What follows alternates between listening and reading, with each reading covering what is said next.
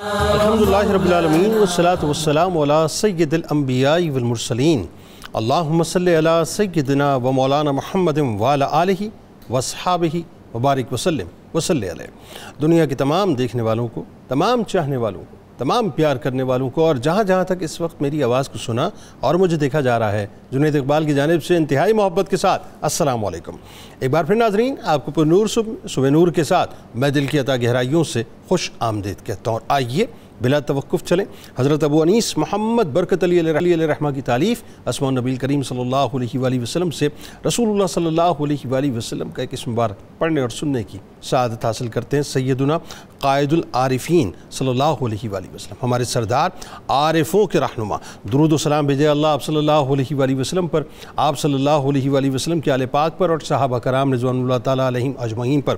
حضور نبی کریم صلی اللہ علیہ وآلہ وسلم نے ارشاد فرمایا کہ بے شک اللہ تعالیٰ کے بعض بندے ایسے ہیں جنہیں اللہ روز قیامت نور کے ممبروں پر بٹھائے گا اور ان کے چہروں پر نور چھا جائے گا، یہاں تک کہ اللہ تعالیٰ مخلوق کے حساب سے فارغ ہو جائے گا۔ جناب، آج ایک ایسے ہی بندے کی بارگاہ میں چلتے ہیں جن کی ہستی انتہائی بلند پایہ ہستی ہے، جن کو اللہ تبارک و تعالیٰ نے بے انتہا مراتب سے، مقامات سے اور منزلوں سے نوازا۔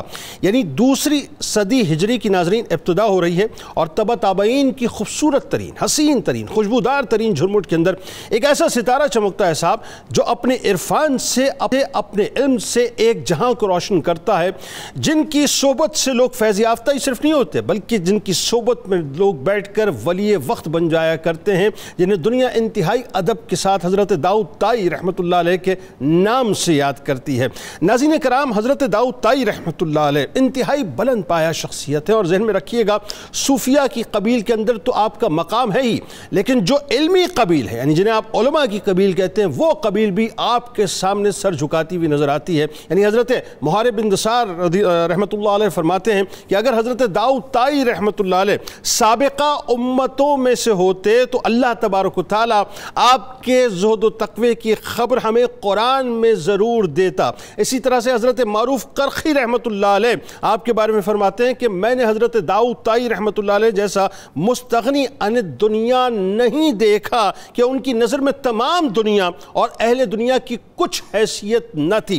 یعنی اللہ تعالیٰ نے ناظرین حضرت داؤد طائی رحمۃ اللہ علیہ کو وہ مقام اور مرتبہ عطا کیا کہ آپ چاہتے تو آپ سرکاری عہدہ بھی لے سکتے تھے، آپ چاہتے تو آپ دنیا کی عیش و عشرت کو انجوائے کر سکتے تھے، آپ چاہتے تو آرام و آسائش آپ کی قدموں میں لپٹ کر آتی، لیکن آپ نے دنیا کو مکمل طور پہ ترک کر کے رکھ دیا تھا۔ یہاں تک کہ حضرت عبداللہ ابن مبارک رحمۃ اللہ علیہ آپ کے بارے میں فرماتے ہیں کہ دنیا سے بس اتنا ہی لینا چاہیے۔ اب آپ کی مثال دے کے فرماتے ہیں کہ دنیا سے بس اتنا ہی سروکار رکھنا چاہیے جتنا حضرت داؤد طائی رحمۃ اللہ علیہ نے رکھا، کہ اب عالم آپ کا یہ ہوتا تھا، فرماتے ہیں کہ روٹی کو آپ پانی میں بھگو دیا کرتے تھے، یہاں تک کہ وہ پانی کے اندر گھل جایا کرتی تھی اور شربت بن جایا کرتی تھی، اس کے بعد آپ اس پانی کو، یعنی جو گھلی ہوئی روٹی ہوتی تھی، اس کو پی لیا کرتے تھے، اور آپ یہ فرماتے تھے کہ میں ایک ایک لقمہ لگا کر اپنا وقت کیوں ضائع کروں، اتنے عرصے میں 50 آیات قرآنی پڑھ سکتا ہوں۔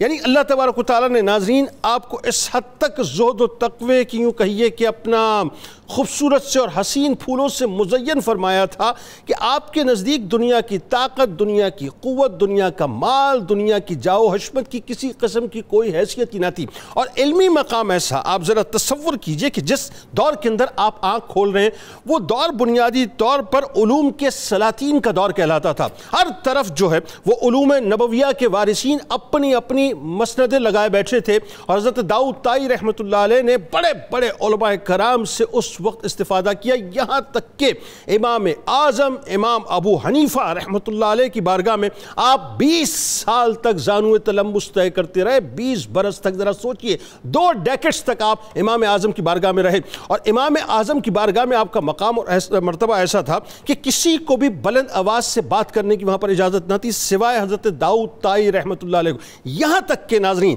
امام اعظم کے 2 پھول امام محمد اور امام ابو یوسف، جب ان کے درمیان کوئی علمی اختلاف ہو جایا کرتا تھا تو اس علمی اختلاف کو بھی حضرت داؤد طائی رحمۃ اللہ علیہ حل کیا کرتے تھے۔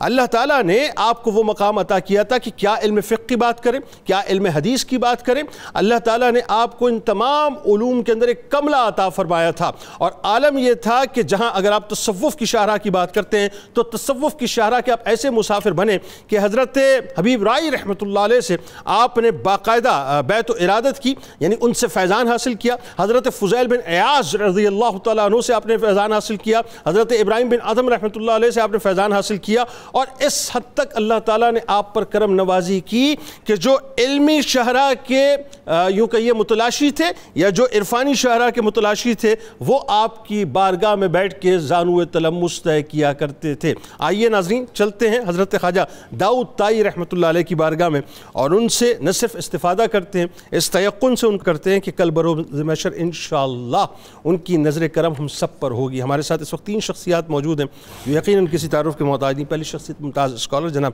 ڈاکٹر شبیر احمد جامی صاحب تشریف فرما ہیں، دوسری شخصیت ممتاز اسکالر جناب ڈاکٹر طاہر حمید تنولی صاحب تشریف فرما ہیں، اور تیسری شخصیت ممتاز عالم دین جناب علامہ محمد اشفاق مدنی صاحب تشریف فرما ہیں۔ تینوں آپ کو السلام علیکم، خوش آمدید۔ آغاز کرتے ہیں ڈاکٹر صاحب آپ سے، سب سے پہلے حضرت داؤد طائی رحمۃ اللہ علیہ کا تعارف، اور خاص طور پہ ظاہر یہ جو لوگ ہمارے ہاں اپنی کم علمی یا کہ یہ کہ کج فہمی کی وجہ سے یہ کہہ دیتے صاحب کہ ان بابوں نے کیا کیا ہے، تو لوگوں کو ذرا بتائیے کہ ان بابوں نے پہلے علمی شاہراہ پر سفر کیا ہے اور اس کے بعد جا کے جو ہے وہ معرفت کی دنیا میں قدم رکھا ہے۔ تو امام اعظم امام ابو حنیفہ رحمۃ اللہ علیہ سے آپ کا تعلق اور خاص طور پہ آپ کا فیضان بتائیے۔ بسم اللہ الرحمن الرحیم۔ محترم جنید صاحب آپ نے بہت تمہیدی گفتگو میں اچھی گفتگو فرمائی۔ ہمیشہ یاد رکھیں کہ ان شخصیات کا تذکرہ کرنے کا بنیادی جو مقصد ہوتا ہے یہ وہ ہمارے مینار نور شخصیات ہیں جنہوں نے حضور نبی اکرم صلی اللہ علیہ وسلم کی شخصیت کے اتباع میں اور آپ کی اطاعت میں وہ رنگ ظاہر کیے ہیں کہ وہ ہم بیان کرتے ہیں، تاکہ ان کی روشنی میں ہم اپنے طرز عمل کو متعین کر سکیں۔ حضور نبی اکرم صلی اللہ علیہ وسلم سے فیض کے جو 4 چشمے پھوٹے تھے، لَقَدْ مَنَّ اللَّهُ عَلَى الْمُؤْمِنِينَ إِذْ بَعَثَ فِيهِمْ رَسُولًا مِّنْ أَنفُسِهِمْ يَتْلُو عَلَيْهِمْ آيَاتِهِ وَيُزَكِّيهِمْ وَيُعَلِّمُهُمُ الْكِتَابَ وَالْحِكْمَةَ۔ سبحان اللہ۔ یہ چاروں باتیں، تلاوت آیات اور تزکیہ نفس، تعلیم کتاب اور تعلیم حکمت، آپ ان چاروں چیزوں کو قرآن کی روشنی میں سامنے رکھ کے حضرت داؤد طائی کی زندگی کو پڑھ کے دیکھیں، سبحان اللہ، آپ کو ان چاروں جگہوں پر آپ کامل اتباع کرتے ہوئے نظر آئیں گے۔ اللہ اکبر۔ یہ سب نے گواہی دی کہ تہجد کے وقت بڑی خوبصورت اور ترنم کی آواز میں یہ تلاوت فرماتے تھے۔ اللہ۔ اگر آپ اور میں داؤد طائی رحمۃ اللہ علیہ کو سمجھنا چاہتے ہیں تو آئیے ذرا معمول بنائیے، تہجد کے ٹائم اٹھ کر نماز تہجد پڑھ کے ذرا قرآن کو خوش اسلوبی کے ساتھ اور خوش الہانی کے ساتھ ذرا تلاوت کیجئے، آپ کو داؤد طائی کی سمجھ آ جائے گی۔ اللہ اکبر۔ پھر جس انداز سے انہوں نے علم اور عمل کو باہم لازم و ملزوم رکھا، ہمارے ہاں یہ بھی بڑا ایک المیہ آ گیا، کچھ کا علم اچھا ہے تو عمل کمزور ہے، کچھ عمل کی باتیں کرتے ہیں تو علم کی وہ معراج نظر نہیں آتی۔ داؤد طائی کو آپ جب بھی پڑھیں گے ایمان اور عمل کا وہ لازم و ملزوم ہونا اتنا گہرے طریقے سے واضح ہوگا کہ آپ حیران ہوں گے کہ دین اسلام کی جو معراج ہے کہ ایمان بھی کامل ہو اور عمل بھی کامل ہو۔ اللہ اکبر۔ دوسرا جو ہم غائب دے گئے ہیں وہ تھا علم اور تربیت۔ ہم علم تو حاصل کر لیتے ہیں لیکن تربیت حاصل نہیں کرتے۔ ٹھیک ہے۔ حضرت داؤد طائی کا متعلق نے آپ کو علم اور تربیت بھی کمال کے ساتھ نظر آئیں گے۔ واہ۔ علم بھی کمال حاصل کیا اور تربیت بھی کمال حاصل کیا۔ سبحان اللہ۔ ان شخصیات کے تذکروں کا بنیادی مقصد یہی ہوتا ہے کہ ہم ان شخصیات کے پیٹرن کو دیکھیں اور اس کے مطابق ہم اپنی زندگیوں کو سیٹ کریں۔ اگر ہم ایسا نہیں کریں گے تو یہ ایک محض تذکرہ رہ جائے گا، سننے کی حد تک ثواب تو ضرور مل جائے گا لیکن اس کا اصل مقصد رہ جائے گا۔ حضرت کا ذرا بنیادی تعارف کروں، داؤد آپ کا اصل نام ہے، نصیر آپ کے والد صاحب ہیں، کنیت آپ کی ابو سلیمان تھی، قبیلہ طے سے تعلق کی وجہ سے حاتم طئی کی اولاد سے آپ تھے۔ شام کے علاقے میں 100 ہجری کے قریب آپ کی ولادت ہوئی، بعد میں اپنی ساری زندگی بغداد اور کوفہ میں گزاری۔ علم و معرفت میں کامل معراج پر فیض تھے، اور دنیا میں رہتے ہوئے دنیا کی مرغوبات اور دنیا کی افراط و تفرید کی وجہ سے بننے والی ناقص طبیعت، اس سے آپ مبرہ تھے۔ بہت اونچا مرتبہ آپ نے دکھایا تھا، رہتے دنیا میں تھے، لیکن آپ نے بتایا کہ دنیا میں رہ کر بندہ اللہ کا کیسے بن کے رہتا ہے اور نبی کا امتی کیسے بن کے رہتا ہے، اس کے مظاہر آپ کی زندگی میں کافی ملتے ہیں۔ پھر جیسے آپ نے کہا کہ ابتدائی تعلیم حاصل کرنے کے بعد آپ نے اپنے زمانے کے 3 بڑے محدثین کے سامنے زانو تلمذ طے کیے۔ امام اعمش سے آپ پڑھتے رہے، ابن ابی لیلہ سے پڑھتے رہے، عبد الملک بن عمیر سے آپ پڑھتے رہے۔ تو ہمیشہ یاد رکھیں علم کے بغیر روحانیت نہیں ہوتی۔ جنہوں نے یہ تاثر دے رکھا ہے کہ علم کے بغیر بھی روحانیت ہوتی ہے، تو تصوف کی دنیا میں ایسی باتیں نہیں ملتی۔ تو بہرحال علم اور روحانیت لازم و ملزوم ہے۔ اس کے بعد پھر آپ کی جب توجہ فقہ کی طرف ہوئی تو امام اعظم امام ابو حنیفہ کی بارگاہ میں 20 سال کے قریب عرصہ لگایا، اور امام صاحب نے آپ کے علمی اعتبار سے اور آپ کی روحانی ترقی کے اعتبار سے بنیادیں فراہم کر دیں۔ سبحان اللہ، سبحان اللہ۔ اس کا مطلب یہ ہوا کہ ظاہر ہے مطلب امام اعظم امام ابو حنیفہ رحمۃ اللہ علیہ کا براہ راست ایک تو فیضان آپ تک منتقل ہوا، اور اگر میں یہ کہوں تو میرا خیال غلط نہ ہوگا کہ جتنی بھی علمی پیچیدگیاں جو کہ اس زمانے میں امام اعظم امام ابو حنیفہ رحمۃ اللہ علیہ نے دیکھی اور اس کو حل کیا، وہ بینی جو ہے یوں سمجھ لیجئے کہ حضرت داؤد طائی رحمۃ اللہ علیہ کی جو علمی بنیادیں تھیں اس کو مضبوط کرنے میں منتقل ہوا۔ ایسا یہ یہاں تک بھی روایت ملتا ہے کہ امام ابو حنیفہ جب کہیں چلے جاتے تھے تو ان کی مسند پر بیٹھ کر آپ ہی درس دیتے تھے، اور سارے آپ کے شاگرد محسوس کرتے تھے کہ ثانی ابو حنیفہ بیٹھا ہے۔ یہاں تک آپ کا فقہی تبہر تھا۔ اچھا ڈاکٹر صاحب، اب ذرا آئیے اس طرف۔ ایک تو یہ کہ حضرت داؤد طائی رحمۃ اللہ علیہ جس دور میں، وہ دور تبع تابعین کا دور ہے، بڑا امپورٹنٹ دور ہے وہ، اور جیسا کہ بات ہو رہی کہ ایک تو یہ کہ جو علمی مسندیں اپنی شان سے اس وقت مختلف سلاطین علم کے جو ہیں وہ تشریف فرما تھے، لیکن ساتھ ساتھ جو سلوک اور معرفت کے سلاطین تھے وہ بھی اپنی جگہ موجود تھے۔ اور کمال یہ ہے کہ سلوک کی دنیا میں بھی، اگر میں یہاں سے میں چاہتا ہوں اب ذرا کنیکٹیوٹی جوڑیں کہ امام اعظم کو ہم صرف جو یوں کہیے کہ علمی دنیا تک محدود نہیں کر سکتے، بلکہ داؤد طائی رحمۃ اللہ علیہ کو میں کہوں کہ اگر معرفت کی دنیا میں صحیح انٹروڈیوس کرایا تو وہ امام اعظم ہی نے کروایا۔ پھر حبیب رائی رحمۃ اللہ علیہ سے آپ کا تعلق بننا، دیگر صوفیہ سے آپ کا تعلق بننا، بتلائیے ذرا۔ بسم اللہ الرحمن الرحیم۔ جنید صاحب بہت شکریہ۔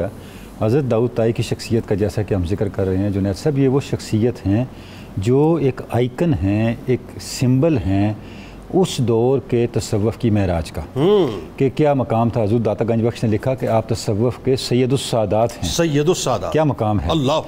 اور جیسے ابھی ڈاکٹر صاحب نے بھی ذکر فرمایا کہ امام اعظم کی صحبت میں اور آپ کے حلقہ شاگرد میں، حلقہ علم میں جو شاگرد بیٹھے تھے ان کا کیا مقام تھا، اللہ غور کریں۔ یعنی اس کا مطلب یہ کہ جو ہمارے آئمہ تھے یہ صرف علم ظاہر کے امام نہیں تھے، علم باطن کے بھی امام تھے۔ آج ہم بیٹھ کے ان کے بارے میں اتنی بے احتیاطی سے آراء دے رہے ہوتے ہیں، امام اعظم ہوں، امام احمد بن حنبل ہوں، امام شافعی، امام مالک ہوں، یہ وہ ہستیاں ہیں جو ظاہر و باطن کے معراج پہ تھیں۔ اللہ، ان کا باطنی علم، اہل نظر نے لکھا ہے امام اعظم کا باطنی علم اور ان کے ظاہری علم میں ایسی، اگر آپ تعلق دیکھیں تو ان کا اگر ظاہر علم چشمہ تھا تو باطنی علم سمندر تھا۔ اللہ اکبر۔ اور کشف المحجوب دیکھیں کیا مقام بیان کیا حضرت داتا گنج بخش نے ان کا۔ تو یہ جو ان کی بصیرت تھی حضرت امام اعظم کی، اسی نے تو ان کے ظاہری علم کو برکت دی اور امت کے اندر جاری و ساری کر دیا۔ جو سوال آپ نے اٹھایا کہ حضرت داؤد طائی کا اپنے زمانے کے مشائخ سے اور اپنے زمانے کے اکابر سے، صوفیاء سے کیا تعلق تھا، تو ہم دیکھتے ہیں کہ باوجود اس کے کہ وہ تارک و دنیا تھے، بالکل ایسا، وہ زہد کی دنیا کے راستے کے مسافر تھے، وہ اپنے زمانے کے سارے بڑے لوگوں کے ساتھ رابطے میں تھے۔ علماء سے ان کا تعلق تھا، صوفیاء سے ان کا تعلق تھا، اہل بیت اطہار سے ان کا تعلق تھا۔ یعنی کون سی بڑی شخصیت ہے جس کے ساتھ ان کا تعلق نہیں تھا۔ خود جب امام اعظم کی مجلس میں وہ علم ظاہر پڑھتے پڑھتے، علم فقہ، حدیث، قرآنیات، یہ سب پڑھتے پڑھتے جب ان کا توجہ باطن کی طرف ہوئی تو امام اعظم نے ان کو فرمایا تم ابی برائی کے پاس چلے جاؤ۔ اور ابی برائی اپنے زمانے کے بڑے مشائخ میں سے تھے۔ تو امام اعظم کے اپنے استاد کے حکم پر حضرت ابیب راہی کے دستیاب پرست پر انہوں نے بیعت کی، جو کہ حضرت خواجہ حسن بصری رحمۃ اللہ علیہ کے خلفاء میں سے تھے، اور امام حسن بصری کا تعلق اہل بیت اطہار سین علی مرتضیٰ کے ساتھ، درمیان میں رابطے دیکھیں کتنے واسطے کتنے کم ہیں۔ تو حضرت ابیب راہی نے حضرت یہ ہم دیکھتے ہیں حضرت داؤد طائی نے حضرت ابیب راہی کی مجلس میں اور ان کی صحبت میں رہ کے تربیت حاصل کی، ذکر کی برکات حاصل کی، اسلام کا جو نور باطن ہے اسے اپنی ذات میں سمایا، اور پھر خلافت کا خرقہ حاصل کر کے وہاں سے وہ آگے نکلے۔ اس کے بعد آپ دیکھیں کہ اس زمانے کے جو بڑے صوفیات ہیں جیسے حضرت فضیل ابن عیاض ہیں، ان کے ساتھ ان کا تعلق تھا۔ تاریخ ہمیں بتاتی ہے کہ حضرت فضیل ابن عیاض فخر سے یہ بیان کیا کرتے تھے کہ میں 2 مرتبہ داؤد طائی سے ملا ہوں۔ اچھا، یعنی اس کا مطلب ہے کہ داؤد طائی کا مقام اتنا بلند تھا کہ اس دور کے مشائخ آپ سے ملنے کو فخر سمجھتے تھے۔ بلکہ میں یہ حضرت داؤد طائی کا ایک قول بیان کرنا چاہوں گا، کسی شخص نے آپ سے پوچھا تو کسی ایسی شخصیت کا نام بتائیں ان کی صحبت میں جا کے بیٹھیں تو نفع ہو، فرمایا نفع دینے والے چلے گئے، اللہ وہ جو بیچتے تھے دوائے دل وہ دکان اپنی بڑھا گئے، تم خود نافع بنو۔ تصور کریں ان کا کیا معیار تھا اور آج ہم کس دور زوال میں ہیں۔ حضرت داؤد طائی فرما رہے ہیں کہ جو لوگ نفع دے سکتے تھے وہ اپنے چلے گئے۔ اب تو بس قحط و رجال کا زمانہ ہے، اللہ خود اور یہ اس زمانے کی بات کریں جس زمانے میں معرفت بھی اپنے عروج پہ، سبحان اللہ، علم بھی اپنے عروج پہ ہے۔ اللہ اکبر۔ وہ یہ لوگ کیوں کہتے تھے؟ اس لیے کہتے تھے کہ وہ پہچانتے تھے چومی گویاں مسلمانوں بلرزم کہ دانا مشکلات لا الہ الا، انہیں پتا تھا طریقت کیا ہے، تصوف کیا ہے، اسلام کی ڈیمانڈز کیا ہیں، روحانیت کیا ہے، اس معیار کو وہ جانتے تھے۔ جب اس معیار کو دیکھتے تھے تو پھر انہیں کوئی اس معیار کا جب نہیں نظر آتا تو پھر اس طرح کہ وہ کمنٹس۔ ابراہیم بن ادم رحمۃ اللہ علیہ سے بھی آپ کو تعلق ہے۔ ابراہیم بن ادم کو دیکھیں کہ ابراہیم بن ادم وہ ہیں جو سلطنت چھوڑ کے تصوف اور طریقت کی طرف آئے، اقتدار چھوڑ کے آئے، ان کے ساتھ آپ کا تعلق تھا، حضرت امام محمد سے تعلق تھا۔ بلکہ آپ فرماتے ہیں کہ امام محمد فرماتے ہیں کہ میں اکثر جب کسی مسئلے میں الجھتا تو داؤد طائی کے پاس پوچھنے کے لیے جاتا۔ اللہ اچھا، یہاں بھی حضرت داؤد طائی کا زہد عروج پہ ہے جی، آپ کا طریق، آپ کا جو شان فخر ہے، فرماتے ہیں جب کوئی مسئلہ میں آپ سے جا کے پوچھتا تو آپ اپنے نور باطن سے دیکھتے کہ اس مسئلے کا جواب دینے سے امام محمد کی کوئی دینی تربیت ہو سکتی ہے یا صرف کوئی اور یہ بیان کرنے کے لیے پوچھ رہے ہیں۔ اگر تو حضرت داؤد طائی یہ دیکھتے کہ یہ مسئلہ بیان کرنے سے میری تربیت ہوگی، امام محمد فرما رہے ہیں، تو مجھے جواب دے دیتے۔ اچھا، اور اگر وہ ان کو یہ انشراح ہوتا کہ اس کا میرے کسی مسئلے کے ذات کے ارتقاء کے ساتھ اور میری خلاقیات کے ساتھ اور میری روحانیت کے ساتھ تو کوئی تعلق نہیں، فرماتے ہیں میں ابھی مصروف ہوں، آپ چلے جائیں۔ یعنی اس کا مطلب کہ نفس کے احتساب کی اعلیٰ ترین اخلاص، یہ اخلاص کا معیار تھا۔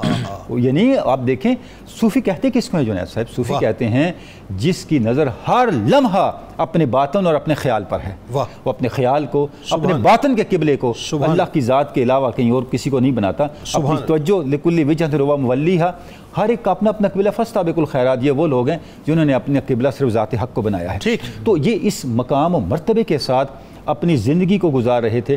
اور اگر آپ اس دور کو دیکھیں، آپ نے صرف یہ اشارہ فرمایا کہ یہ وہ زمانہ تھا جب معرفت کی معراج کا زمانہ تھا، علم کی معراج کا زمانہ تھا۔ اس کے ساتھ ایک اور بات آپ مت بھولیں، یہ دنیا کے لحاظ سے بھی معراج کا زمانہ تھا۔ اگر یہ لوگ نہ ہوتے تو دنیا کی چمک اتنی زیادہ تھی کہ جو تقویٰ ہے اس کا نور باقی نہ بچتا، اخلاقیات باقی نہ بچتی۔ آج ہم کہتے ہیں صوفیاء نے کیا کیا، بس جب دنیا کا بہاؤ تھا آپ کی سوسائٹی کے اندر، اسلام غالب تھا، ہر طرف سے تنتنا تھا، دولت تھی، غلبہ تھا، دنیاوی ثروتیں تھیں، اس زمانے میں ان ثروتوں کو چھوڑ کے، اس دنیا کی کشش کو چھوڑ کے اخلاقیات کی طرف اگر لوگ آئے تو ان لوگوں کے کردار کو دیکھ کے آئے۔ اور آپ دیکھیں حضرت داؤد طائی رحمۃ اللہ علیہ کا کردار یعنی کس بلندی پہ ہوگا یا ان کا علم کس بلندی پہ ہوگا کہ امام اعظم کی مجلس میں اگر کوئی لاؤڈلی بات کر سکتا تھا تو وہ آپ تھے۔ سبحان اللہ، ہے نا، سبحان اللہ، ایسا ہی ہے۔ اچھا علامہ صاحب، اب ذرا آئیے اس طرف بھی تھوڑی گفتگو کیجیے، ٹوٹیلٹی میں آپ کی جو شخصیت ہے، اوصاف و محاسن ضرور ہمیں بتلائیے، کیونکہ میرا خیال ہے کہ آج کے دور میں لوگ مانیں یا نہ مانیں اس بات کو، نوجوان نسل کو صوفیہ سے ہی کنیکٹ کرنے کی ضرورت ہے، لیکن یہ بلا وجہ جو لوگوں نے صوفیہ کے چہرے کو بلر کیا ہے نا، یا ان کے کردار کو جو بلر کیا ہے، اس دھند کو جو ہے مٹانے کی ضرورت ہے اور صاف شفاف کرنے کی ضرورت ہے صاحب، کہ یہ وہ ہستیاں نہیں ہیں کہ جنہوں نے ما فوق العقل کوئی بات کی ہو، یہ شریعت کے انتہائی پابند ہیں، ان علماء سے جو سو کالڈ آج کے دور کے علماء ہیں ان سے تو قطعاً انتہائی زیادہ مطلب وہ پابند ہیں. تو ایک تو اوصاف و محاسن بتائیے، پھر جو خوف خدا آپ کی ہستی میں اور عبادات میں جو خلوص کا آپ کا عالم تھا بتلائیے ذرا. بسم اللہ الرحمن الرحیم. تصوف کا جو مکمل نصاب ہے اگر آپ نے عملی طور پر کسی شخصیت میں دیکھنا ہے تو وہ حضرت شیخ داؤد طائی رحمۃ اللہ تعالی علیہ. سبحان اللہ. اور پھر اسی طریقے سے جو ولایت کی علامات ہے، ولایت کی جو پہچان ہے، اس کے اوصاف ہیں اور وہ محاسن اگر کسی شخصیت میں دیکھنے تو وہ حضرت داؤد طائی ہیں. جو ولایت کی علامات ہیں وہ ہیں کیا؟ وہ قرآن مجید فرقان حمید نے جب اولیاء کاملین کی شان و عظمت کو بیان کیا اور ان کی علامتوں کو بیان کیا تو ان کی بنیادی علامت یہ بیان کی کہ یریدون وجہہ، کہ یہ جو اولیاء ہیں وہ ہر لحظ، ہر لمحہ، ہر وقت وہ اللہ رب العالمین کے وجہ کریم کا ارادہ رکھتے ہیں. ان کے قلب و باطن میں، ان کے دھیان میں، ان کے خیال میں، ان کے ارادے میں، ان کی محبت میں فقط صرف اور صرف ذات باری تعالیٰ ہوتی ہے. یہ اللہ تعالیٰ کی ذات اور اللہ رب العالمین کی صفات میں ہمیشہ مشغول رہتے ہیں. حضرت ابو القاسم القشیری نے حضرت ابو علی الجرجانی کے حوالے سے لکھا کہ ولی جو ہوتا ہے اس کا حال فنا ہوتا ہے اور اس کا مشاہدہ حق وہ باقی رہتا ہے. اور اسی طریقے سے حضرت جنید بغدادی رحمۃ اللہ تعالی علیہ نے فرمایا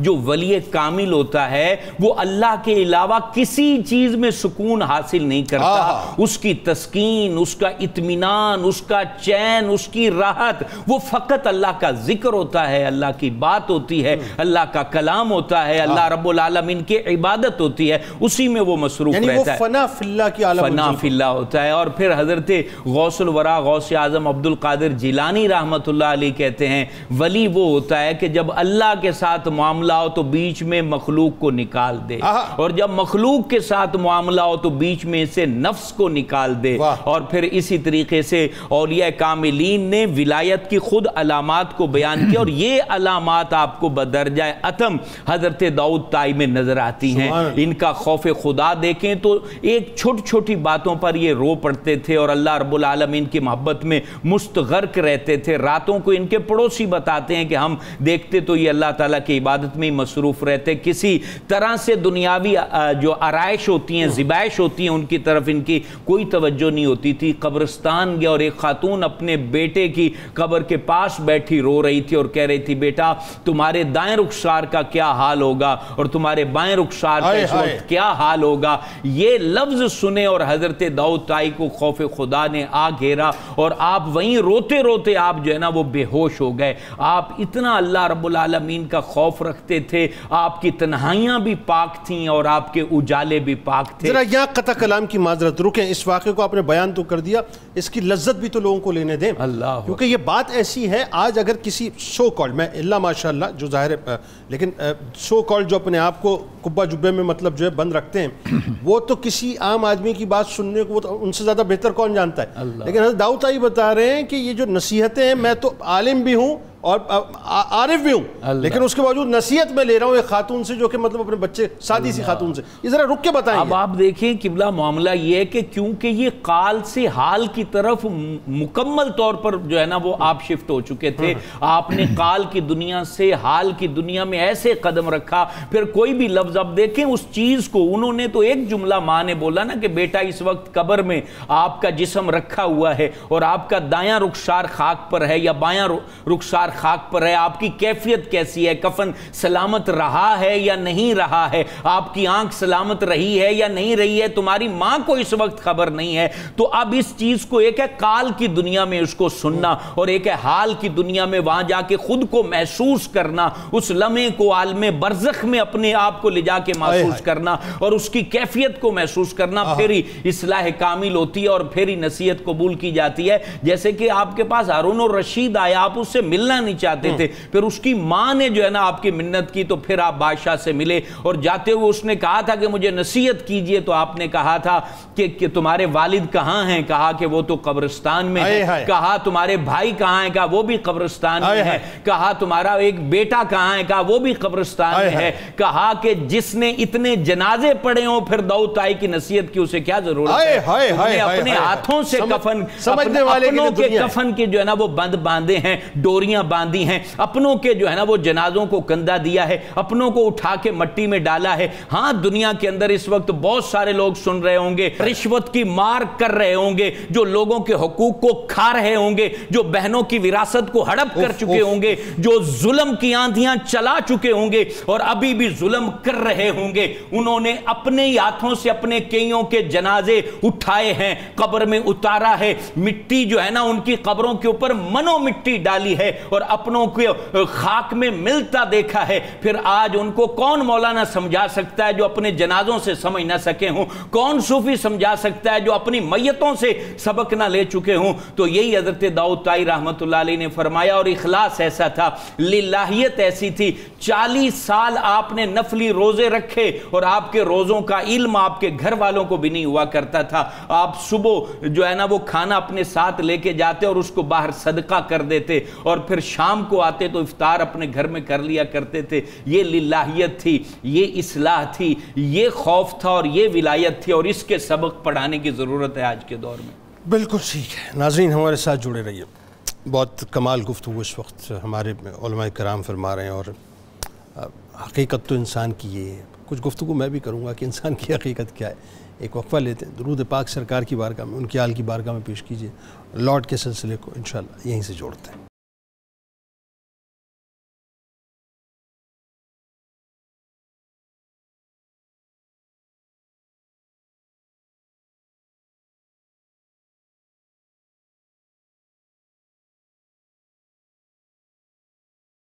جناب ایک بار پھر میں آپ کو خوش آمدید کہتا ہوں. توبہ تابعین کے آسمان کے انتہائی روشن ستارے حضرت خواجہ داؤد طائی رحمۃ اللہ علیہ کا ذکر پاک ہے. ناظرین, یہ جو انسان ہے نا, انسان, اس کی حقیقت کو انسان اگر وقت سے پہلے سمجھ لے تو یقین مانیے وہ کامیاب ہو جاتا ہے. میں ایک نسخہ آپ کے سامنے رکھتا ہوں, اور یہ نسخہ میں اس لیے رکھنا چاہتا ہوں کیونکہ آج محسوس ہوتا ہے کہ ہم نے دنیا کو اپنے اوپر اس حد تک سوار کر لیا ہے کہ ہم دنیا کے اندر کہیں گم ہو کر رہ گئے, ہمارا پتہ ہی نہیں ہے کہ ہم کہاں پر ہیں. دنیا اپنے اندر گم کر لیتی ہے صاحب, گم کر لیتی ہے. آپ کو فٹ بال بناتی ہے اور فٹ بال بنا کر آپ سے کھیلنا شروع کرتی ہے, کبھی ایک پاؤں میں, کبھی دوسرے پاؤں میں, کبھی تیسرے پاؤں میں, کبھی چوتھے پاؤں میں. آپ جو ہے رلتے ہی رہتے ہیں, کچھ بھی آپ کے ہاتھ میں نہیں آتا. ہاں, یہ وہ بے وفا معشوق ہے جو کبھی کسی کی ہوئی نہیں ہے, ذہن میں رکھیے گا. اپنی زلفوں کا آپ کو اسیر کرے گی اور آپ اس کے حسن میں فریفتہ ہوتے چلے جائیں گے, اس کے نینوں میں ڈوبتے چلے جائیں گے, آپ ڈوب جائیں گے, آپ کے ہاتھ میں کچھ نہیں آئے گا. اگر اس حقیقت کو سمجھنا ہے نا کہ میری آپ کی زندگی کیا ہے, تو میں ایک نسخہ آپ کو بتلا دیتا ہوں, عمل کر لیجئے, بہت افاقہ ہو جائے گا. ہفتے میں 1 دن رکھ لیں, صرف 1 دن, اور کسی بھی سرکاری ہاسپٹل میں چلے جائیے, کسی بھی سرکاری ہاسپٹل میں, اور وہاں جا کے کچھ نہ کیجئے, صرف 1 گھنٹہ نکال کر جائیں اور 1 گھنٹے اس پورے ہاسپٹل کا سروے کریں, نیچے سے لے کے اوپر تک. ایک ایک مریض کو جس کو دیکھ سکتے ہیں دیکھیں. کوئی آپ کو ہاتھ سے جو ہے مطلب پریشان نظر آئے گا, کوئی پیروں سے پریشان نظر آئے گا, کوئی دل سے, کوئی جگر سے, کوئی گردے سے, کوئی آنکھوں سے, کوئی پھیپڑوں سے, کوئی آپ کو مختلف قسم کے امراض میں نظر آئے گا. کوئی ایسا ہوگا کہ مطلب آپ دیکھیں گے تو وہ بیچارہ وہ مطلب اس کیفیت میں ہوگا کہ کاش بس اس کی جان نکل جائے. تب آپ کو پتہ چلے گا کہ انسان کی اوقات کیا ہے اور اس دنیا کی حیثیت کیا ہے. اور وہ جو لمحہ ہوگا نا, وہ جو خوف خدا آپ کے اندر پیدا کرے گا, پھر آپ کو سمجھ آئے گا کہ مجھے اس دنیا کے لیے نہیں جینا, آخرت کے لیے جینا ہے. ذرا ڈاکٹر صاحب یہ بتلائیے, حضرت خواجہ داؤد طائی رحمۃ اللہ علیہ, بڑی مطلب کیا بلند پایا ہستی, ان لوگوں نے زندگیاں بتلا دیں کہ زندگیاں کیا ہیں. اور دیکھیے ایسی بتلائیں کہ خواجہ داؤد طائی رحمۃ اللہ علیہ کو داتا گنج بخش علی حجویری رحمۃ اللہ علیہ جیسی شخصیت, اور اس زمانے کے اکابر صوفیہ اور اس کے بعد کے صوفیہ باقاعدہ سر جھکا کر جو ہے خراج تحسین پیش کرتے ہوئے نظر آتے ہیں. بتلائیے ذرا.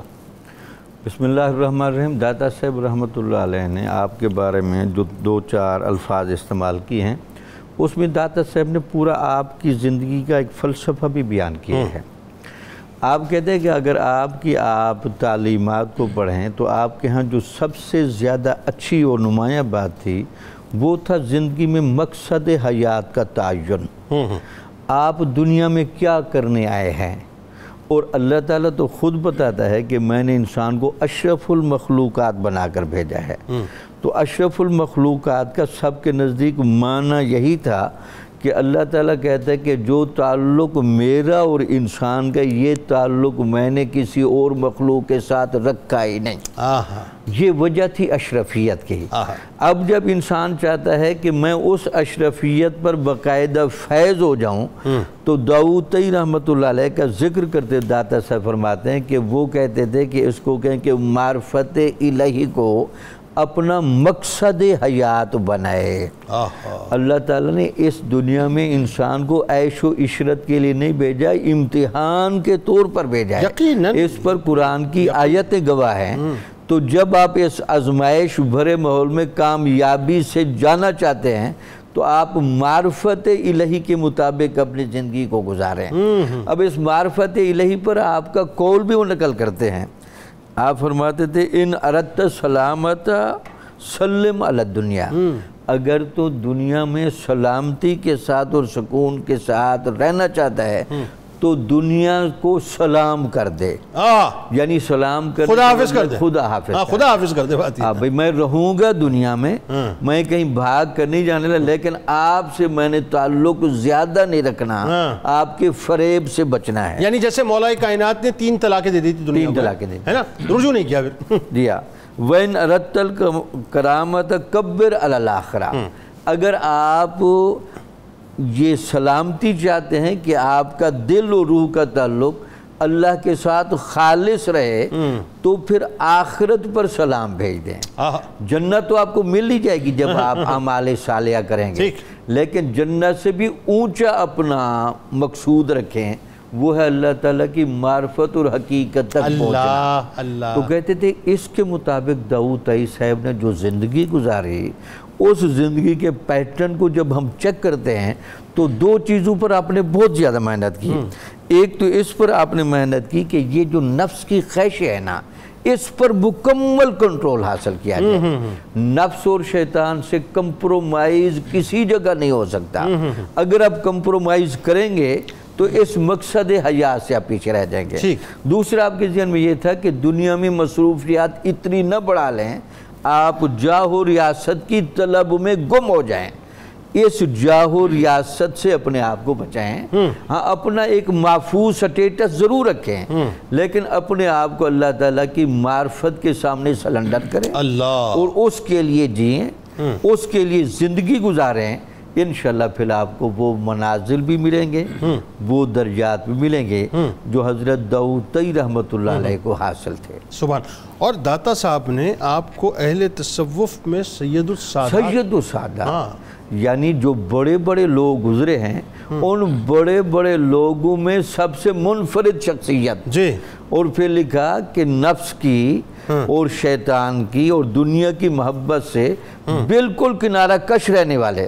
بلکہ اس میں حضرت معروف کرخی رحمۃ اللہ علیہ کا بھی قول لے کر آئے کہ وہ کہتے ہیں کہ اگر میں کہوں کہ کوئی ایسا بندہ بھی ہے جس کے نزدیک دنیا کی حیثیت مچھر کے پر کے برابر بھی نہیں ہے تو حضرت داؤد طئی رحمۃ اللہ علیہ کی شخصیت. یعنی وہ فرماتے معروف کرخی یہاں تک کہ آپ عمرہ اور جو حکمات تھے ان کی عزت افزائی نہیں فرمایا کرتے تھے، وہ جو جن کو تفاخر تھا. ہاں جو فقراء اور طلباء تھے ان کے ساتھ آپ بیٹھتے بھی تھے، اس آزمائش بھرے ماحول میں ان کی خدمت بھی کرتے تھے اور ان سے پیار بھری باتیں بھی فرماتے تھے. اور ایک اور چیز جو حضرت امام ابو نعیم رحمۃ اللہ علیہ نے مطلب فرمایا، وہ دیکھیں نا، اب ایک تو پہلو آپ کا یہ، دوسرا پہلو یہ کہ آپ انتہائی فصیح اللسان تھے اور عربی دان تھے. یعنی جو علمی مقام مرتبہ ہے وہ بھی اپنی جگہ انتہائی بلند تھا. وہ جو آپ نے شروع میں جملہ بولا امام ابو حنیفہ کی مجلس میں جس بندے نے اونچی گفتگو کرنی ہے غلام الگ فصیح اللسانی ہوگا، وہ عربی کا اتنا ماہر ہوگا نا. بالکل ٹھیک ہے. جو امام ابو حنیفہ سے باقاعدہ علمی ڈیبیٹ میں پراپر حصہ لے رہا ہے. جی جی جی بالکل ٹھیک. بالکل. اچھا اب سر بات یہ ہے کہ حضرت داؤد طئی عارف باللہ بھی ہیں، ظاہر واصل باللہ بھی ہیں، امام الاولیاء بھی ہیں، سند الفقہاء بھی ہیں، بلکہ سید الاتقیاء بھی ہیں. تو آپ کی قناعت، آپ کا زہد و تقویٰ، اور اگین جو دنیا سے بے رغبتی، میں چاہتا ہوں اس بات کو تھوڑا سا اور آگے بھی بڑھائیں کہ ہمارا آج مسئلہ یہ ہو گیا کہ ہمارا مرکز، ہمارا محور دنیا ہی بن کے رہ گئی ہے اور ہم اس سے نکلنا نہیں چاہتے، اور اب تو اس حد تک معاملہ ہو چکا ہے خراب. آپ دیکھیے، میں دیکھ رہا تھا ہمارے یہاں ٹرینڈز، مطلب جس قوم کے ٹرینڈز تربوز ہوں آپ سوچئے، اور تربوز کے رنگ ہوں، آپ ذرا سوچئے، اس قوم کو پھر اللہ ہی حافظ ہے کہ مطلب ہم اس حد تک جو ہے وہ تربوزی ہو چکے ہیں. بتائیے ذرا. جی جنید صاحب، مولانا روم نے فرمایا تھا کہ علم را بر تن زنی مارے ببد، علم را بر دل زنی یار ببد. اگر تم علم جسم کے لیے حاصل کرو گے تو یہ اس کی حیثیت تمہارے لیے سانپ کی سی ہے، اژدہا کی سی ہے، اور اگر تم علم دل کی رونق کے لیے اور روح کو آباد کرنے کے لیے حاصل کرو گے تو یہ علم تمہارا دوست بن جائے گا. بالکل ٹھیک ہے. ہم یہ دیکھتے ہیں جنید صاحب، تاریخ اسلام کے اندر ہر دور میں ایسی پاکیزہ ہستیاں رہی ہیں جنہوں نے جب علم حاصل کیا تو علم کو صرف تن تک محدود نہیں رکھا یا تن کی سہولتوں اور آسائشوں کا ذریعہ نہیں بنایا جناب، بلکہ علم کو روح کی آبادی کا ذریعہ بالکل بنایا. ایسا. حضرت داؤد طائی ایک ایسی شخصیت ہے کہ جب آپ علم حاصل کر رہے تھے اور جب علم کی معراج پہ پہنچے تو آپ نے یہ دیکھا کہ یہ علم کافی نہیں ہے. آپ نے اپنی طبیعت کے اندر ایک طرح کا انقباض محسوس کیا. اچھا جنید صاحب، یہ آپ کو ہر دور میں ملے گا. امام غزالی کے یہاں بھی ایسا ہی ہوا. جب انہوں نے یہ کہ اس کیفیت میں آئے تو 9 سال خلوت میں گزار دیے. 9 سال کتنی بڑی بات ہے. واہ. امام غزالی. واہ. ہر صوفی جو بڑا مسٹیک ہے اس کے آپ کو یہ چیز نظر آئے گی. ہمارا المیہ یہ ہے، ہم نے علم حاصل کیا اور اکبر آبادی کی بقول پھر ہم نے نوکری حاصل کی اور پھر آسائش حاصل کی اور بھول گئے. بالکل. اور یہ لوگ پھر ہمیں سمجھ کیسے آئیں گے؟ مطلب آپ دیکھیں مدرسہ نظامیہ چھوڑ کے آپ مطلب بغداد سے پھر آپ خلوت نشینی میں چلے گئے. عرض کرنے کا مقصد یہ ہے، یہ کوئی عام، یہ کوئی صرف واحد واقعہ نہیں ہے کہ آپ کہیں جی کوئی. دوسری بات میں عرض کروں، یہ جو زہد ہے ہمیں یہ بھی سمجھنا چاہیے. زہد یا ترک دنیا جو ہے یہ بے عملی نہیں ہے جی، یہ کاہلی نہیں ہے، یہ رہبانیت نہیں ہے، یہ دین کی حقیقت کو نافذ کر کے اس کی تاثیر دکھانے کا نام ہے. واہ واہ، سبحان اللہ. کہ جو اس معراج پہ پہنچتے ہیں جہاں پتہ چلتا ہے کہ دنیا کچھ نہیں ہے، دنیا بنانے والا سب کچھ ہے، یہ زہد ہے. تو جب یہ جو رنگ ہے یہ کب آتا ہے؟ جب آپ کے اندر دنیا کی حقیقت کھل جاتی ہے. اچھا ایک بات ڈاکٹر صاحب، خاص طور آپ کی والدہ کی طرف سے جو آپ کو ورثہ ملا وہ سارا اسی کا حصہ تھا. یہ قناعت دیکھیں نا، وہ بتائیے نا. یہ اسی کا نتیجہ تھا کہ جس وقت آپ نے ایک کسی پڑھنے والے کا کلام کا ایک مصرع سنا، ایک شعر سنا، کتنے رخسار ہیں جو مٹی میں مل گئے اور کتنی آنکھیں ہیں جنہوں نے خاک کے ساتھ خاک ہو جانا ہے. پتہ یہ چل. اب اس شعر پہ غور کر، اس کا مطلب کیا ہے کہ دنیا کا حسن فانی ہے، دنیا کے حسن کی کوئی عمر نہیں ہے، اس کا کوئی دورانیہ نہیں ہے، یہ بجھتا ہوا چراغ ہے، اس کا اینڈ ظلمت ہے، اس کا اینڈ فنا ہے، اس کا اختتام فنا ہے. تو آپ دنیا سے الگ ہو گئے. اور اب آپ دیکھیں آپ کی ترجیحات بدل گئی. یہ جو آپ نے آپ کی زندگی کا واقعہ بتایا، جو مکان آپ کو ملا وہی مکان رہا، اس کو بنایا نہیں، حتیٰ کہ وہ کھنڈر میں بدل گیا. مطلب کسی نے آ کے کہا چھت گر گئی ہے کمرے کی، فرمایا کہ میں نے تو آج تک نگاہ اٹھا کے دیکھا ہی نہیں. جو رقم ملی کچھ تو کفن پہ خرچ کر دی، کچھ ایثار کر دی، کچھ اپنے معمولات کے لیے رکھی، لیکن دنیا کے معاملات کو پھیلایا نہیں. کیوں نہیں پھیلایا؟ یہ نہیں کہ ان لوگوں کے اندر استعداد نہیں تھی، ان میں اہلیت نہیں تھی، کوئی کیپیسٹی نہیں تھی، کوئی لیاقت نہیں تھی. انہوں نے اپنی اہلیت، اپنی لیاقت کو کسی اور طرف ڈائیورٹ کر دیا. سرکاری عہدے کو ٹھوکر ماری تھی. سبحان اللہ. سرکاری عہدے کو، ابھی آپ نے ایک نام لیا تھا محارب ابن دسار کا، کون تھے؟ یہ کوفہ کے گورنر تھے. جی جی جی جی. یہ اس وقت کے جج تھے اور سکہ محدث تھے. جو کہہ رہے ہیں وہ ان کی تعریف، وہ کہہ رہے ہیں اگر پہلی امتوں میں یہ ہوتے تو ان کا ذکر بطور مثال اور ہدایت کے قرآن میں اللہ تعالیٰ شامل. بتائیے. اللہ اکبر. اللہ. یعنی یہ ہر منصب کے اہل لوگ تھے. اہلیت اس منصب کو پانے کی حاصل کرنے کے بعد اس منصب کو ٹھکرایا. کیوں ٹھکرایا؟ ان کی نظر اس منصب سے ایک بڑی منزل پہ تھی. اچھا غفاری رنگ آپ کو محسوس نہیں ہوتا حضرت داؤد طائی رحمۃ اللہ علیہ؟ لیکن میں عرض کرتا ہوں صحابہ کرام کا فیضان تو چلتا ہے نا.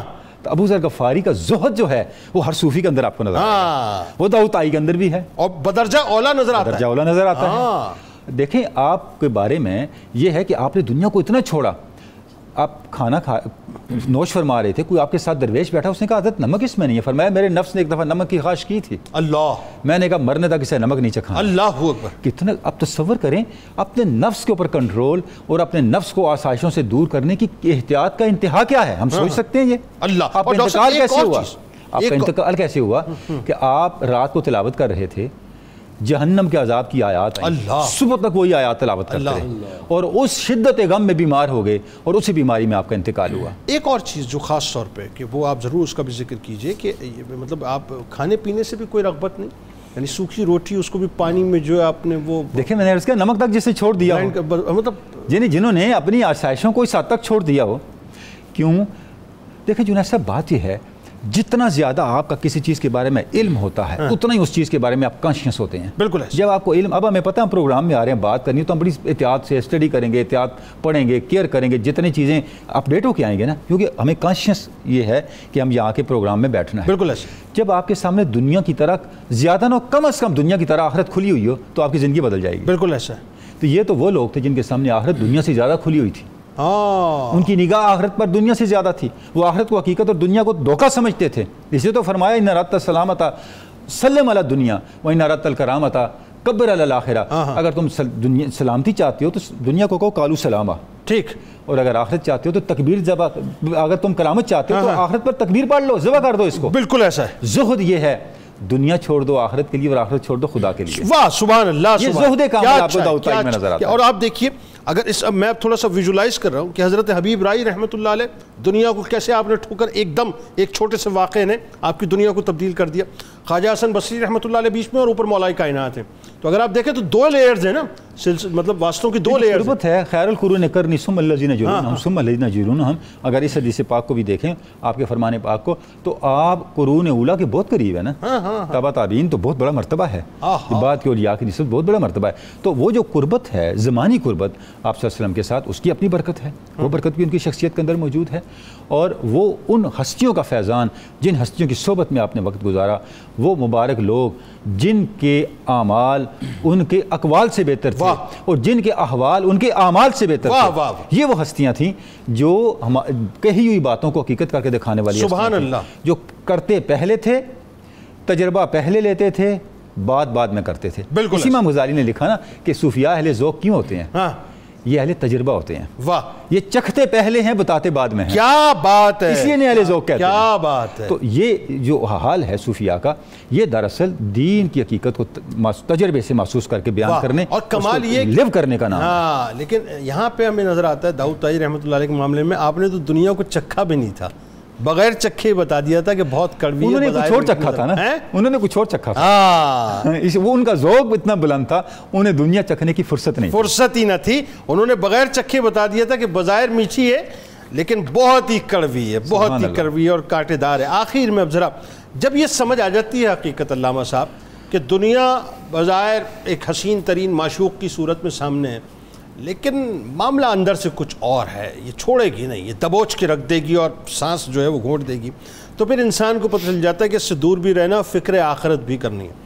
حضرت داؤد طائی رحمۃ اللہ علیہ کی ہستی میں ہمیں جہاں دنیا سے مطلب دوری اور آخرت کی فکر نظر آتی ہے، اس میں یہ بات بھی نظر آتی ہے کہ آپ چھوٹے چھوٹے اعمال کو بہت بڑا جانتے تھے۔ اب دیکھیں ایک یتیم کا واقعہ میں چاہتا ہوں واقعہ ضرور شیئر کریں تاکہ سننے والوں کو لطف بھی آئے، بڑا ایمان افروز واقعہ ہے۔ اور دوسرا امام جعفر صادق علیہ السلام سے جو آپ کا ایک مکالمہ ہے صاحب، وہ بھی بڑا کمال مکالمہ ہے، ذرا وہ بھی بتلائیے۔ قبلہ جو دنیا ہے اس کا ظاہر بڑا خوبصورت ہے، یہ ہم جانتے ہیں، اور ظاہراً یہ بڑی میٹھی ہے اور بڑی پیاری ہے، لیکن اس کا باطن بڑا کڑوا ہے، اور ہر ایک شخص یہ جانتا ہے کہ اس کے باطن میں کانٹے ہیں، زہر ہے، کڑواہٹ ہے، لیکن دنیا کو چھوڑنا یہ حقیقت ہے کہ بہت مشکل معاملہ ہے، اور یہ بڑے بڑے اس پہ گفتگو کرنے والے جب دنیا کا معاملہ آتا ہے تو وہ پھر اس کے اندر پھنس جاتے ہیں۔ اس وقت دنیا کو ترک کرنا اور اللہ رب العالمین کی ذات کو اختیار کر لینا، اس کی کوئی بندہ پریکٹس کرے تو پھر اس کو پتہ چلے گا کہ داؤد طائی کون ہے۔ اس کی حقیقت کی طرف کوئی بندہ جائے اور اپنے آپ کو زہد کی طرف لے جائے، تقوی کی طرف لے جائے اور اپنے آپ کو آزمائشوں کی طرف لے جائے تو پھر ان ہستیوں کی قدر اور قیمت پتہ لگے گی۔ حضرت عبداللہ ابن مبارک کہتے ہیں کہ تمہارا تعلق دنیا سے کتنا ہونا چاہیے، اندازہ لگائیں حضرت داؤد طائی کی شخصیت کتنی بڑی ہے کہ حضرت عبداللہ ابن مبارک خود محدث ہیں اور بہت بڑی شخصیت ہیں، فرماتے کہ اپنے شاگردوں کو کہتے کہ تمہیں دنیا کے ساتھ کتنا تعلق رکھنا چاہیے، پوچھا گیا کتنا کتنا رکھنا چاہیے؟ فرمایا جتنا داؤد طائی کا دنیا کے ساتھ، یعنی وہ ایک ریفرنس کے طور پہ اللہ یعنی آئیکن بن گئے اس بات کا کہ دنیا کے ساتھ تمہارا تعلق کتنا ہونا چاہیے۔ حضرت امام ابو نعیم کہتے ہیں کہ محمد بن بشیر حضرت داؤد طائی کے ساتھ مسجد میں رہے اور مغرب کی نماز کے بعد حضرت داؤد طائی نے ان کا ہاتھ پکڑا اور ہاتھ پکڑ کے اپنے آستانے پر لے گئے اور کہا کہ میں تمہاری کچھ مہمان نوازی کرنا چاہتا ہوں۔ پھر سوکھی روٹی اٹھائی اور اس کو پانی میں بھگویا، کہا کہ اس کو کھا لیجئے، میرے گھر میں یہی ہے اور میں آپ کے مہمان نوازی میں یہی پیش کرتا ہوں۔ انہوں نے اس کو کھایا کیونکہ وقت کا ولی جو ہے نا وہ پیش کر رہا ہے تو کون اس کو چھوڑے گا۔ اور پھر اس کے بعد عرض کرتے ہیں حضور مہربانی کیا کریں کچھ نمک بھی استعمال کر لیا کریں۔ تو پھر جیسے قبلہ ڈاکٹر صاحب نے کہا، آپ نے کہا کہ میں نے نمک اپنے نفس چاہتا ہے کہ میں اس کو استعمال کروں لیکن نہیں کروں گا، یعنی نفس کشی جو ہے اس کے اندر آپ اتنی شہرت رکھتے تھے کہ آپ چھوٹی چھوٹی چیزوں کو بھی ترک کر دیتے تھے۔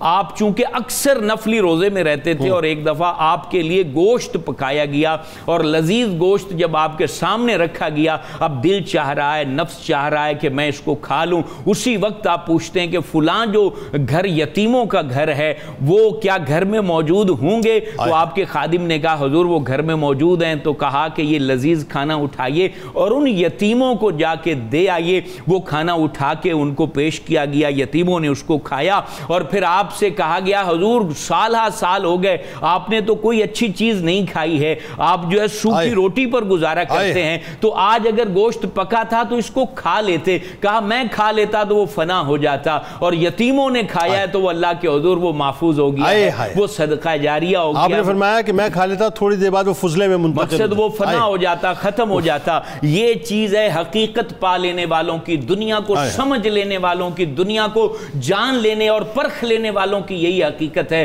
کہ وہ لمحہ لمحہ خیال کرتے ہیں کہ ہمارے ارد گرد خوشیاں پھیل جائیں، یتیموں کا اکرام ہو جائے، لوگوں کے چہروں پر مسکراہٹیں آ جائیں، بھوکوں کے پیٹ میں کھانا چلا جائے۔ قرآن نے یہی تو کہا کہ اپنی بھوک پر دوسروں کی بھوک کو یہ ترجیح دیا کرتے ہیں۔ آج جو بندہ تصوف کا نام لے اور خود 12 ڈشیں کھائے اور اس کے محلے میں یتیم بھوکے مرتے رہیں تو وہ کون سا صوفی ہے؟ آج کوئی بندہ اپنے آپ کو سمجھے کہ وہ بہت بڑے مقام پر ہے اور اس کی بہن کے بچے بھوکے مر رہے ہیں تو وہ کون سے مقام پر فائز ہے؟ جس کے بھتیجے اور بھانجے بھوکے مر رہے ہوں، جس کی پھپھی جو ہے نا وہ ہسپتال میں ایڑیاں رگڑ رگڑ کے مر جائے، جس کے چچا کے پاس دوائی کے پیسے نہ ہوں، جس کی بہنوں کے پاس جو ہے نا وہ سر ڈھانپنے کے لیے جگہ نہ اور وہ کوٹھیوں بنگلوں میں بیٹھا رہے، تو ایسے شخص کی اللہ رب العالمین کو ضرورت نہیں ہے۔ یہ حضرت داؤد طائی کے عمل نے بتا دیا، لوگوں اگر اللہ کو راضی کرنا چاہتے ہو تو اپنی بھوک پر دوسروں کی بھوک کو ترجیح دو۔ اگر چاہتے ہو کہ رب تمہارے اوپر نگاہ رحمت کرے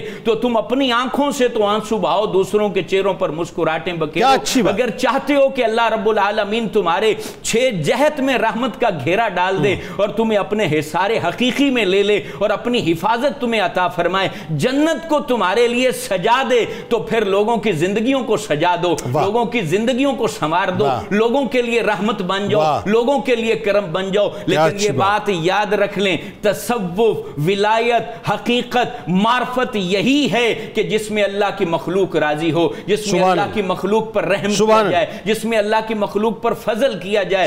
جو شخص جبے کبے میں ہو یا وہ کسی بڑی مسند پہ ہو، اس کے دل میں اگر مخلوق کے لیے رحم نہیں ہے، اس کے دل میں اگر احساس نہیں ہے، اسے اگر مخلوق کی بھوک کا ادراک نہیں ہے، تو وہ شخص کبھی بھی عرش الہ تک اس کی آواز نہیں پہنچ سکتی ہے، وہ کبھی بھی اللہ رب العالمین کی معرفت کا سرور اور لذت نہیں پا سکتا ہے، وہ اہل ذوق کی صف میں شامل نہیں ہو سکتا ہے، وہ دین کی مٹھاس پانے والوں میں شامل نہیں ہو سکتا ہے۔ اور یہ بات حقیقت ہے اور یاد رکھنا چاہیے، دنیا میں اگر آپ جتنی بھی شہرت پالیں اس کا تعلق رب کی ذات سے نہیں ہے، رب کی ذات سے تو اس بات کا تعلق ہے کہ تم نے دین کی مٹھاس کتنی پائی ہے۔ اچھا، اس میں علامہ صاحب ایک بات اور ہے، آپ پوری عمر محنت کر لیں، عبادتیں کر لیں، وہ تو ظاہر ہے چاہے تو قبول کرے، وہ مالک ہے، وہ مالک ہے، وہ اس کا اختیار ہے، لیکن پوری عمر کی عبادت ایک طرف ہو جاتی ہے اور کبھی کبھی کسی کو کھلایا ہوا ایک لقمہ ایک طرف ہو جاتا ہے، وہ آپ کا برسوں کا سفر جو ہے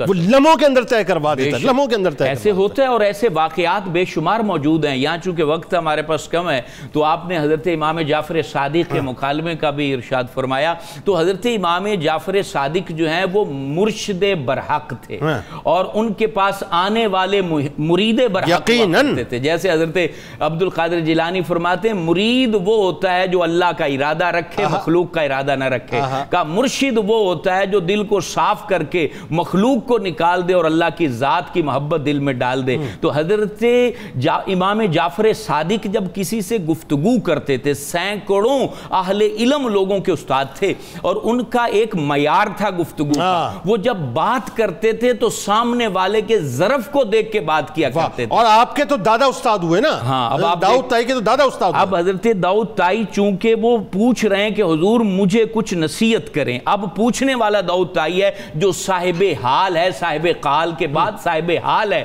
اور وہ پوچھ رہے نصیحت کریں تو حضرت امام جعفر صادق نے کیا کہا کہ میاں تم تو جو ہے وہ زاہد اور عابد مشہور ہو، اندازہ لگائیں یہاں پر آگے ریئیکشن کیا ہوگا۔ کہا کہ حضور اس کو چھوڑے، میرا دل سیاہ ہو چکا ہے اور آپ میں حضور فخر عالم صلی اللہ علیہ وسلم کا خون ہے، آپ پر نصیحت کرنا واجب ہے، مجھے نصیحت کیجئے۔ تو کہا کہ میاں میں کیا نصیحت کروں، اب یہ صاحب حال سے گفتگو ہے اور حال والی گفتگو ہے کہ میاں میں کیا نصیحت کروں، قیامت کے دن اگر مجھ سے میرے نانا پوچھ لیں کہ تم نے جو ہے نا وہ دین کے اوپر مکمل عمل کیا، تو میں تو وہاں کھڑے ہونے کو محسوس کر رہا ہوں۔ اب یہاں ان کو اسی کے حال میں تربیت کی جا رہی تھی کہ میاں ہر حال میں اس کو تم نے ذہن میں رکھنا ہے کہ معاشر کا دن ہوگا اور ہر شخصیت کو تاجدار کائنات کے سامنے کھڑا ہو کے جواب دینا ہوگا، اور اس وقت کیا کیفیت ہوگی یہ پتہ لگ جانا۔ اور یہ ان کا علم ہے جن کے صدقے ہماری بخشش ہونی ہے، امام جعفر صادق علیہ السلام۔ بہت شکریہ آپ تینوں احباب کا تشریف لائے۔ کتاب الشفا تکبر سے محفوظ رہنے کا وظیفہ آپ کو بتلاتے ہیں کہ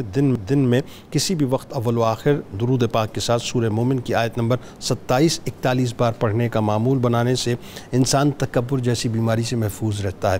حضرت خواجہ داؤد طائی رحمۃ اللہ علیہ کا قول مبارک ہے کہ اپنی زبان کی پوری حفاظت کرو اور بلا ضرورت بات نہ کرو، تنہائی اختیار کرو، اور اگر ممکن ہو تو لوگوں سے دل نہ لگاؤ۔ اس طرح کرنے سے زندگی کے کسی میدان میں ناکام نہیں رہو گے۔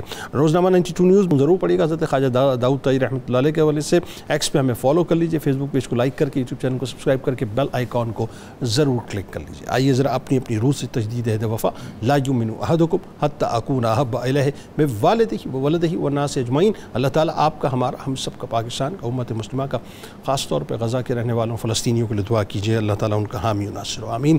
پاکستان کا مطلب کیا؟ لا الہ الا اللہ محمد رسول اللہ صلی اللہ علیہ وسلم۔